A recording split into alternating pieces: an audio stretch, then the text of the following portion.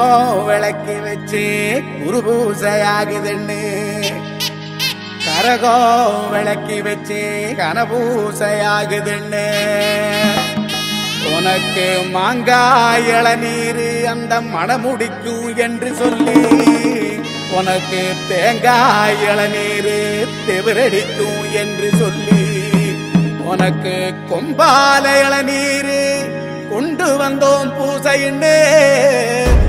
இந்த பூசை முகம் பார்க்க அங்க புறப்பட்டு நீ எழும்ப